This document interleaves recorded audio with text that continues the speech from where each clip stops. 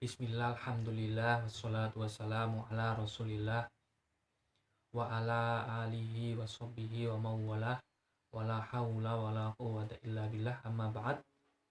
Yang kami hormati Bapak Dr. Oktio Frenggi Biantoro MPDI selaku dosen pengampu mata kuliah Sistem Evaluasi Pembelajaran PAI. Yang kami banggakan segenap sahabat saya program Pasca Sarjana Program Pendidikan Agama Islam kelas C. Pada kesempatan kali ini perkenankan kami Rifki Lutfi dengan nomor induk mahasiswa 1201002000052 untuk memaparkan makalah kami yang berjudul Kisi-kisi soal dalam evaluasi pembelajaran.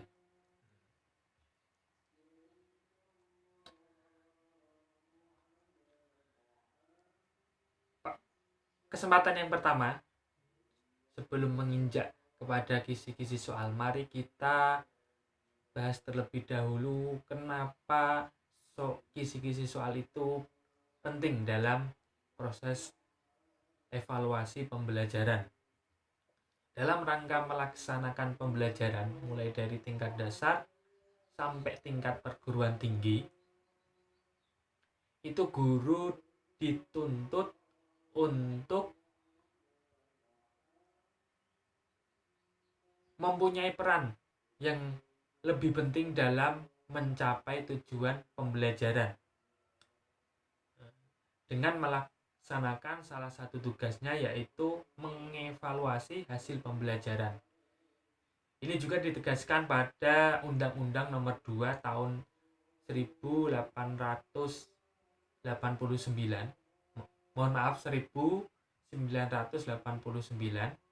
tentang Sistem Pendidikan Nasional dalam bab 12 halaman 43, bahwa terhadap kegiatan dan kemajuan belajar siswa dilakukan yang namanya penilaian. Kemudian apa saja yang harus dilakukan dalam menyusun perangkat evaluasi ini? Yang pertama adalah menentukan tujuan evaluasi. Yang kedua adalah menyusun kisi-kisi soal. Yang ketiga, menyusun soal. Yang keempat, menyusun lembar jawab soal. Yang selanjutnya menyusun kunci jawaban. Yang terakhir atau yang keenam adalah menyusun pedoman penskoran. Pada tahap ini, seringkali guru itu langsung menyusun soal tanpa melalui penyusunan kisi-kisi soal. Ini akan menyebabkan antara proses pembelajaran dengan nanti yang akan diteskan dalam penilaian atau evaluasi itu akan tidak satu tujuan. Apalagi apabila guru itu cuma copy paste dari internet atau rekannya, ini tentu saja akan melenceng sangat jauh dengan apa yang diajarkan di dalam kelas. Sebelum kita lebih dalam mempelajari kisi-kisi, saya akan membahas sedikit tentang evaluasi pembelajaran yang mungkin sudah dibahas oleh kelompok lainnya sebelumnya, karena kisi-kisi soal ini terkait evaluasi pembelajaran, maka saya akan mengulas sedikit saja tentang pengertian dari evaluasi pembelajaran. Seperti yang kita ketahui, kata evaluasi itu berasal dari kata bahasa Inggris, yaitu evaluation, yang berarti penilaian atau penaksiran. Kemudian menurut A.S. Hornby dalam Suharsini Arikunto, dalam bukunya Suharsini Arikunto, evaluasi adalah to find out, decide the amount or value, yang artinya upaya untuk menentukan nilai atau jumlah. Kegiatan evaluasi ini harus dilakukan dengan 3 hal. Yang pertama, hati-hati, bertanggung jawab, menggunakan strategi dan dapat dipertanggungjawabkan. Nah, dalam proses penyusunan perangkat evaluasi ini ada yang namanya penyusunan kisi-kisi soal. Kemudian apa itu definisi dari kisi-kisi soal? Kisi-kisi soal adalah format atau bentuk matrik yang memuat informasi yang dijadikan pedoman dalam penyusunan soal atau merakit soal menjadi tes. Jadi semacam kerangka sebelum soal itu dibuat. Dikatakan juga kisi-kisi adalah suatu format atau matrik yang memuat kriteria tentang soal-soal yang diperlukan atau yang hendak disusun. Kisi-kisi juga dapat diartikan test blueprint atau table of specification yang merupakan deskripsi kompetensi dan materi yang akan diwujudkan. Wujudnya yaitu biasanya sebuah tabel yang memuat tentang perincian materi, tingkah laku beserta imbangan atau proporsi yang dikehendaki oleh penilai atau guru. Tiap kotak diisi dengan bilangan yang menunjukkan jumlah soal. Misalkan dalam satu semester ada 3 bab. Kemudian kita menghendaki 40 soal pilihan ganda. Maka agar sesuai proporsi, seimbang 3 bab itu bisa tercakup semua, berarti harus 3 bab itu paling tidak memuat sekitar 13 soal pada masing-masing bab. Nanti akan tersusun menjadi 40 soal. Kemudian apa itu fungsi kisi-kisi? Yang pertama adalah paduan pedoman dalam penulisan soal yang hendak disusun agar soal nanti tidak melenceng jauh dari apa yang telah diajarkan. Yang kedua, penulis soal akan menghasilkan soal-soal yang sesuai dengan tujuan tes. Apa yang hendak kita tuju dengan pelaksanaan tes itu, dan nanti akan lebih memenuhi target apabila kita lebih dulu menyusun kisi-kisi soal. Yang soal sulit berapa, sedang berapa, mudah berapa, itu bisa dianalisis melalui kisi-kisi soal tersebut. Kemudian penulisan kisi-kisi berfungsi untuk menselaraskan perangkat soal. Seperti misalkan ada kelas 10 SMA itu ada 4 rombel. 2 rombel diisi oleh guru A, 2 rombel diisi oleh guru B. Nah, ini agar nanti ketika tes itu soalnya selaras, tidak berbeda jauh karena satu sekolahan, kemudian yang dipelajari sama, maka perlu diadakan penyusunan kisi-kisi soal itu. Kan tidak baik juga apabila nanti di kemudian hari para peserta didik itu, wah, soal kelasku kok gampang-gampang ya, atau soal kelasku kok sulit-sulit ya. Tuh. Nah, ini fungsinya yang ketiga, yaitu menyelaraskan perangkat soal. Kemudian bagaimana kisi-kisi yang baik? Kisi-kisi yang baik harus dapat mewakili isi silabus, kurikulum atau materi yang telah diajarkan secara tepat dan proporsional. Itu penting, guru itu juga menyusun perangkat pembelajaran atau yang di situ termasuk silabus. Itu lagi kisi-kisi itu harus berhubungan dengan silabus itu. Tidak bisa kisi-kisi itu berdiri sendiri atau membuat tidak sesuai dengan silabus.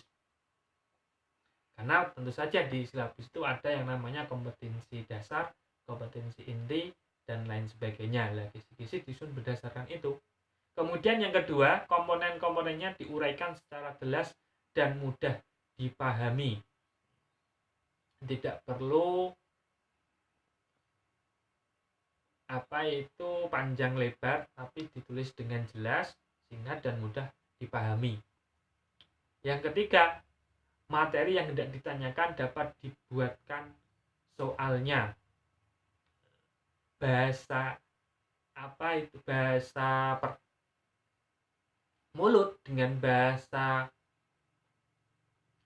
tes tertulis itu kan akan berbeda. Lah, apa yang ada yang hendak ditanyakan atau yang ada dalam pikiran seorang guru yang mau ditanyakan kepada peserta didik itu dibuatkan soalnya.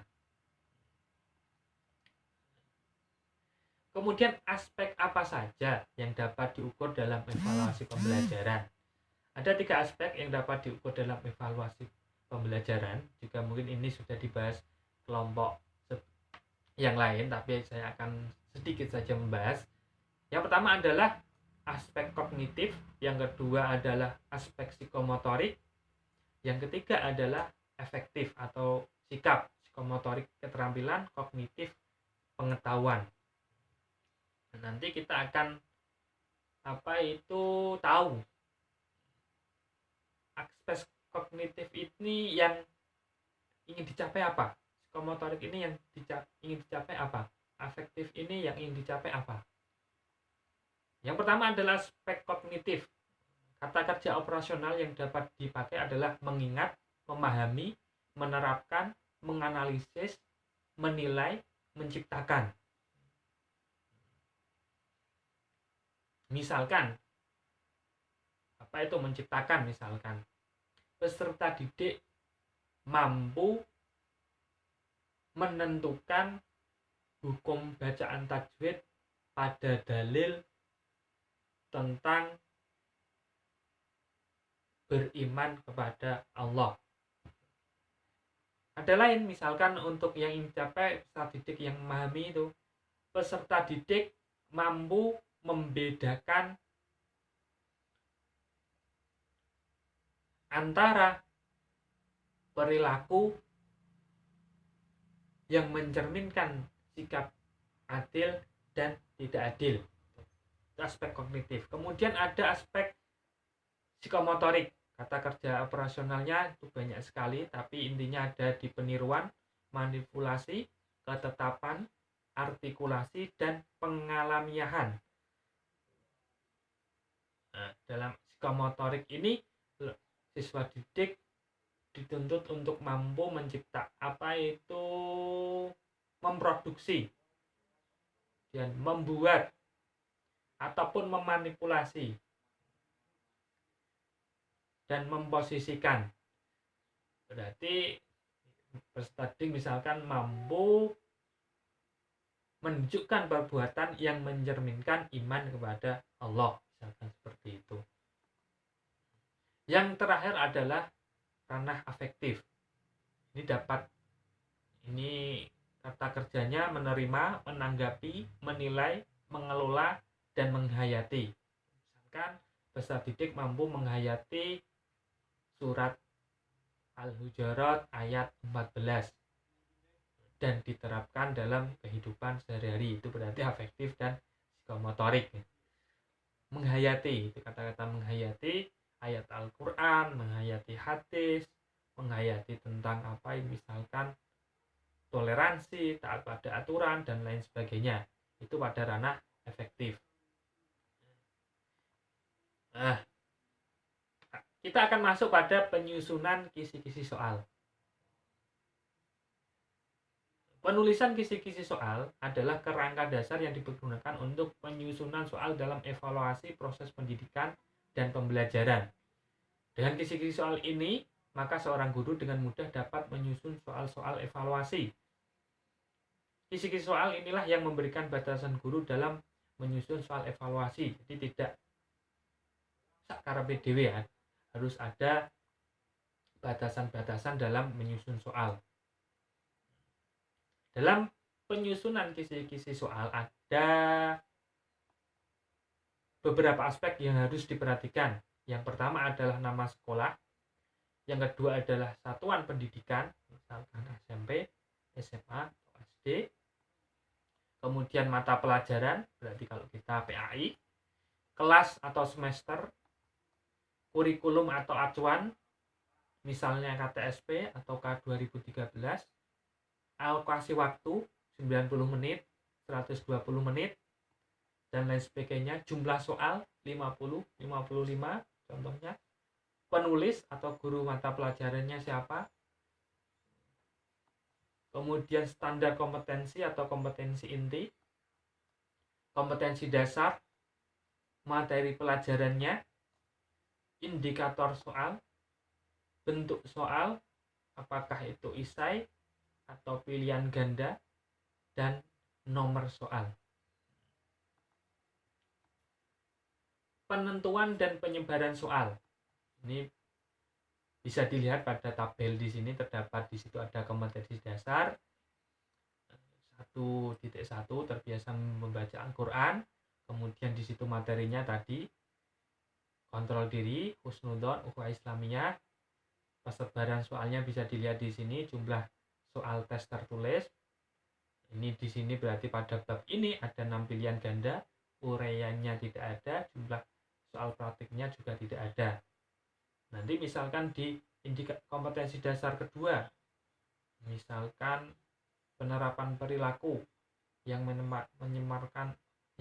mencerminkan kontrol diri atau husnudzon, misalkan di uraiannya 1, pilihan gandanya 2, misalkan di kelas 11 ada tes praktek nanti pengurusan jenazah, maka di sini di soal praktek ini harus ditulis jumlah prakteknya yang akan dipraktekkan berapa, apakah memandikan roh atau mengkafani dan lain sebagainya. Kemudian format penulisan kisi-kisi soal sesuai dengan tadi ya, apa yang ada 13 tadi. Ini ada jenis sekolah, di situ ada SMA, jumlah soal, mata pelajaran PI dan BP, bentuk soal, pilihan ganda dan esai, di situ kurikulum menggunakan K13, alokasi waktunya 90 menit, penyusun 1 husnudon, penyusun 2 namanya guru mujahadatun nafs.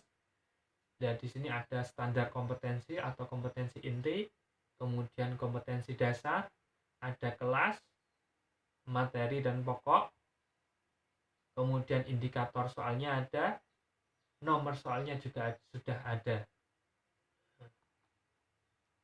Itu yang dapat kami sampaikan. Semoga apa yang saya paparkan dapat bermanfaat. Kurang lebihnya mohon maaf. Wallahul muwaffiq ila aqwamit thoriq. Wassalamualaikum warahmatullahi wabarakatuh.